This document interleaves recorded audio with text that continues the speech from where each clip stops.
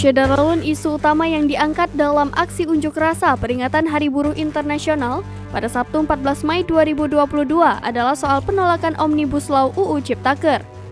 Hal ini dikatakan oleh Presiden Konfederasi Serikat Pekerja Indonesia atau KSPI Said Iqbal saat memimpin aksi buruh di depan gedung MPR DPR Jakarta Pusat. Said Iqbal meminta anggota DPR untuk tidak mengesahkan revisi undang-undang tentang pembentukan peraturan perundang-undangan atau RUU PPP terkait Omnibus Law.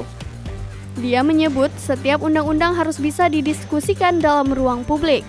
Di samping itu, RUU PPP tersebut, kata Said Iqbal, merupakan pintu masuk untuk Omnibus Law Ciptaker yang menjadi landasan penolakan aksi unjuk rasa buruh kali ini. Dia mengklaim sebanyak 5 juta di seluruh Indonesia akan menghentikan produksi dengan berkumpul di titik-titik di seluruh kota industri. Masa aksi dari beberapa elemen buruh akan menggelar aksi unjuk rasa di depan gedung MPR DPR Jakarta Pusat sebelum merayakan Pesta May Day Fiesta 2022 di Gelora Bung Karno atau GBK Senayan, Jakarta Pusat.